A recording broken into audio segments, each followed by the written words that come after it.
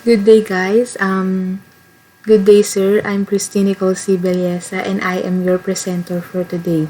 So, for today's topic, I will discuss to you guys, or our topic will only revolve about basketball, its origin, the history, the rules and regulation of these sports, and we all know that basketball is one of the most popular and one of the most renowned sports around the world, and even um mapabata man o may edad, alam yung larong ito. And nowadays, both women and men ay naglalaro na din po ng larong ito. Although yung iba kasi alam na panglalaki lang yung larong to. But usually ngayon, sa panahon natin ngayon, na may mga babae na rin po mga naglalaro na ito. Since I mentioned earlier that everyone knows about these sports, but not everyone knows its origin or the history of this sport. So my agenda for today is to discuss with you the history of basketball, the facilities and equipment that needed inside the court, or kaya yung mga equipment na kailangan gamitin ng mga players and even ng mga referees habang naglalaro ng basketball. So the basic skills and movement inside the court that the player must possess. And the basketball rules, kasi walang sports na walang rules. So yeah, I'm gonna discuss to you guys the rules and regulation of these sports. So let's start with the history. So the history of it is basketball has a clear origin. So sinasabi dito na hindi lang ito nagmula sa isang evolution from one spot to another, because it has a specific inventor, or it has a specific this sport has a specific na pinanggalingan, and ang nakadiscover dito ay si Dr. James Naismith. So, sinasabi lang po dito na may isang tao talaga na nakadiscover o talagang nakapag-create ng larong ito ng hanggang ngayon na nilalaro pa natin. So, si Dr. James Naismith po was born in 1861 in Ramsay Township, Ontario, Canada. He graduated as a physician of McGill University in Montreal and was primarily interested in sports physiology. So in 1891, while working as a physical education teacher at YMCA's International Training School, o kaya tinatawag na ngayon na Springfield College in the United States, Naismith was faced with the problem of finding in 14 days an indoor game to provide athletic distraction for the students at the school for Christian workers. Since si Naismith po isa siyang Presbyterian minister, so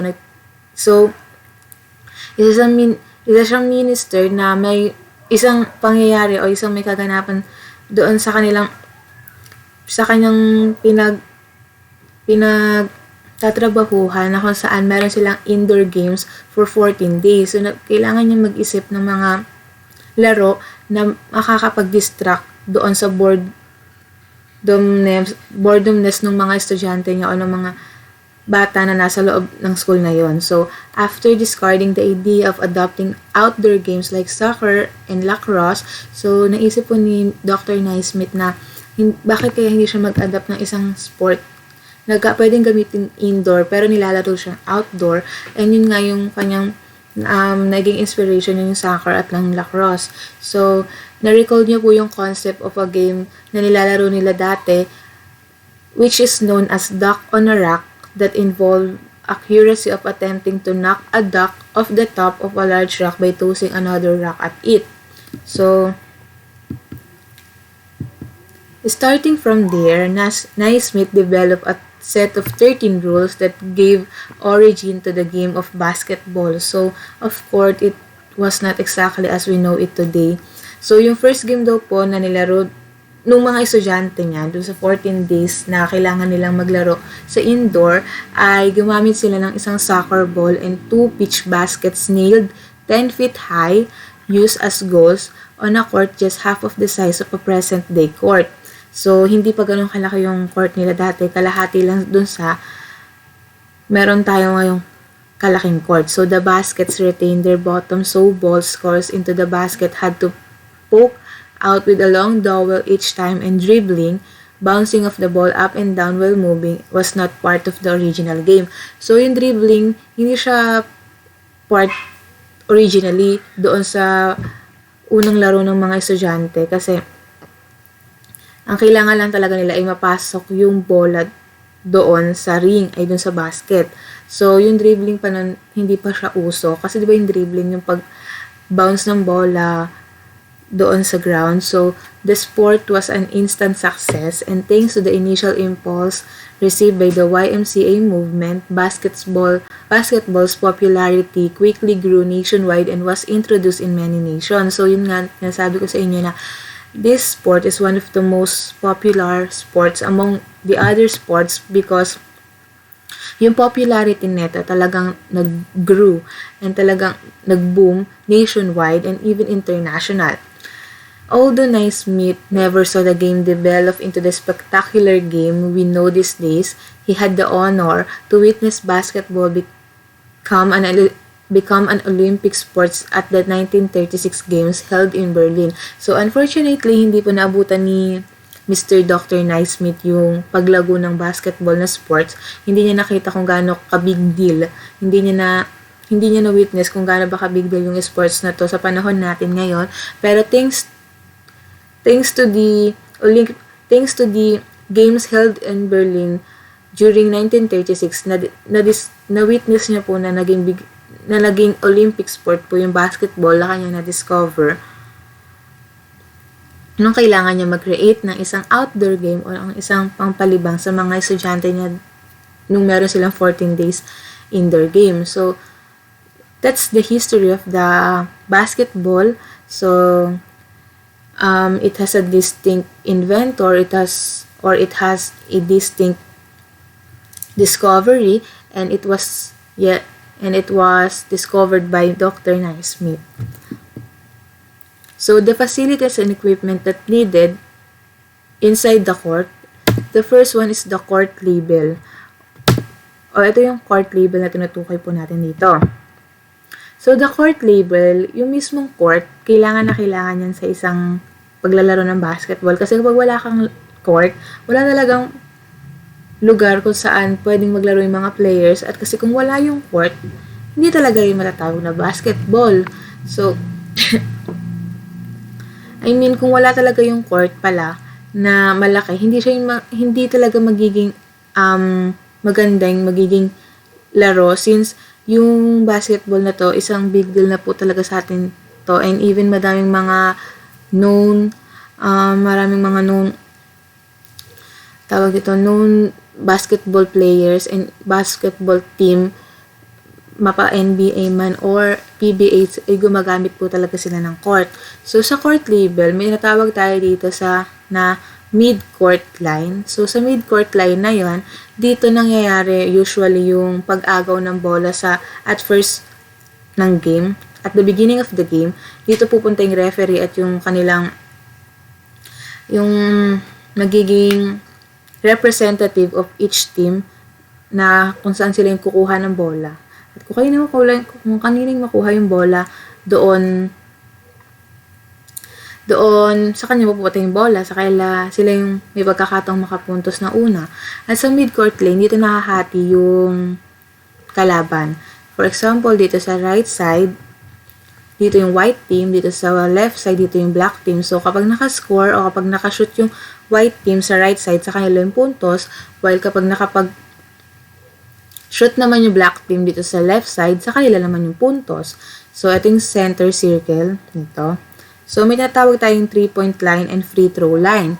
In free throw line, dito nangyayari kapag ang isang player ay, for example, na-foul siya. So, may pagkakataon siya mag-free throw line dito. And yung point lang niya is 1. Sa 3-point line, kapag ang isang player ay nakapag-shoot within this line or kaya beyond sa line dito sa malayo-malayo, makakakuha siya ng 3 points. And mas advantage ito sa team nila kasi mas madadagdagan ng mas mataas na score nila. And kapag inside naman dito, sa 3-point line na yan, dito lang yung mga 2 points na score kapag na-shoot ng isang player. Ito yung basket na tinatawag kung saan dito sinushoot yung bola and yung backboard na nagiging sandalan nung basket or yung hook. So, this is also the sideline. Yan, kapag nakatapak ka yata sa labas ng sideline na yan, matatawag ka ng referee. So, ingat-ingat lang po. So, the second equipment na kailangan po sa basketball is the backboard and rim na nasabi ko rin kanina sa inyo. Of course, yung bola. Kasi hindi yan, hindi ka makakapaglaro ng basketball kapag wala kang bola. Kasi ito na yung pinaka-essential essential ingredient of this sports. So, yung game clock and possession arrow sa manual or electronic scoreboard dito since yung manual po, ito yung parang papel na nalilipat-lipat. Kung sino makapunto sa kailan madadagdag yung points. Pero sa electronic scoreboard, since nag-evolve po yung technology natin, nagkaroon na po tayo ngayon ng electronic scoreboard na nakikita po yung above po dun sa court para makita ng mga players yung kailangan pa nilang habuling oras o yung kaya yung lamang nila sa kalaban o kaya yung score nila talaga mismo and yung oras. So, yung whistle, na ginagamit naman po yan ng referee kapag magko-call out siya ng mga violation na nagawa nung isang player. So, ayan po, kailangan ng whistle.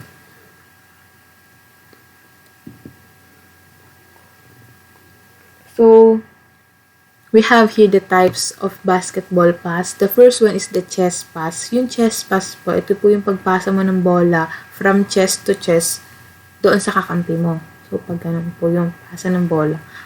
Alam ko talagang kailangan buo yung pagpasa mo para maganda at masalo ng kakampi mo.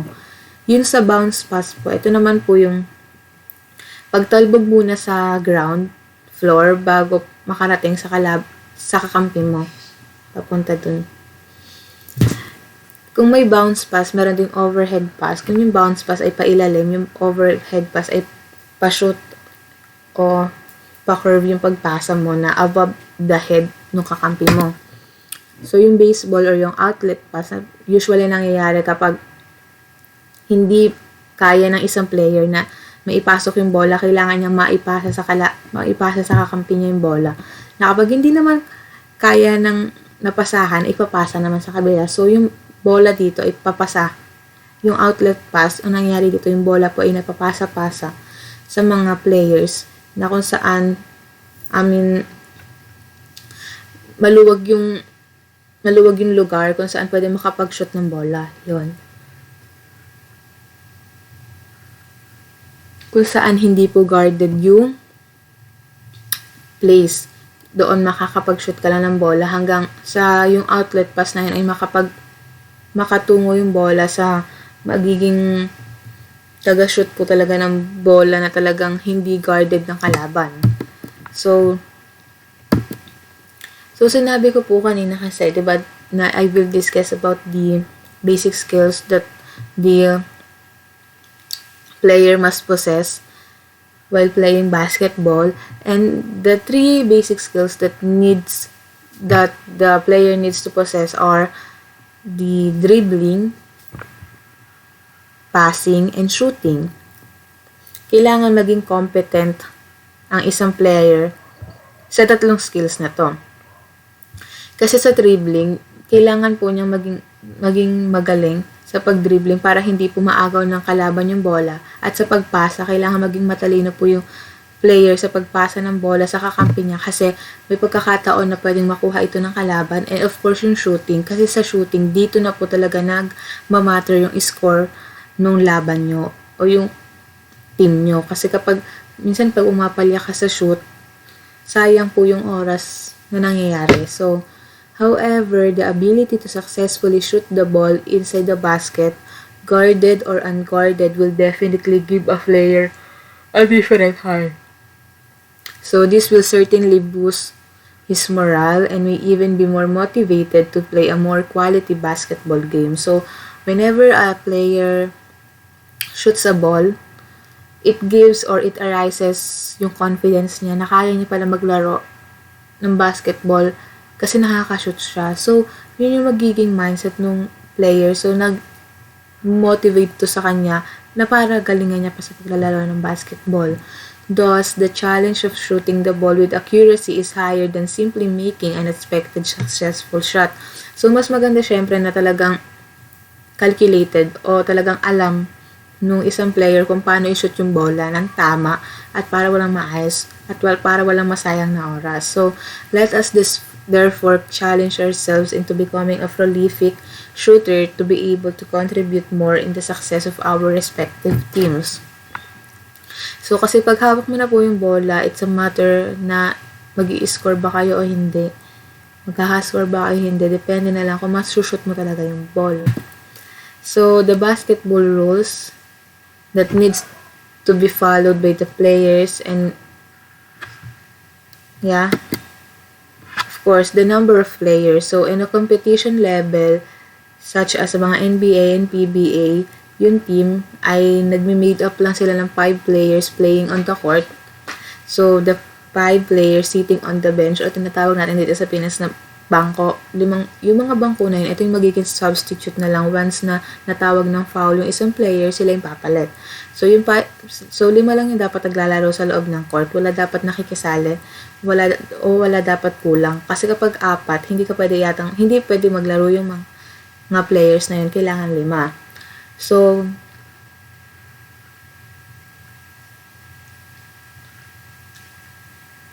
So, sa position, each player is assigned a position when playing. So, this position is usually determined by the height of the player. So, the tallest player on the team usually plays center. So, yung pinakamatangkad sila naglalaro as a center, also known as the position 5, while the medium-sized ones play forwards or position 3 and 4, and the shortest player then play guards or position 1 and 2. So, there are 2 guards and 2 forwards and 1 center dun sa number of players na naglalaro sa inside the court. So, yun yung scoring. A player scores when he manages to throw the ball into the basket with the ball passing through the basket from above the hoop. So, scoring a basket increases a team score by 3, 2, or 1 point. Yun nga, kapag naka-3 ka, kapag the player successfully shoots from outside of the 3-point line. Kapag 2 naman, kapag sa loob ka mismo nung 3-point line. So, it is also possible to score 1 point when shooting from the free throw line after a foul, for instance. Yun yung nasabi ko kanina. So, yung mga violation po, it occurs when the player breaks one of the rules of basketball. So, a violation results in awarding of the ball to the opponents. So, kapag natawag ka ng violation, yung bola na hawak niya yung pupunta sa kalaban nyo. So, it can result from the player taking more than 2 steps without bouncing the ball on the floor. So, this is called traveling. So, yung traveling, di ba, may mga signs ng mga umpire o yung mga referee na kapag yung traveling, pag ganito. Pag nalabag mo yan o pag nagawa mo yung traveling, matatawag ka for a violation. So may mga fouls din po na tinatawag. So, a foul is an illegal action that can be committed by player from one team against a player from the opposing team. So, basketball is generally said to be a non-contact game. So, if contact occurs beyond what is deemed to be reasonable, or if a player thereby obtains an unfair advantage from it, a foul is committed. So, there are 2 types of fouls, the defensive fouls and the offensive fouls. So, yung defensive fouls, nangyayari siya when the offensive player is being fouled by the defender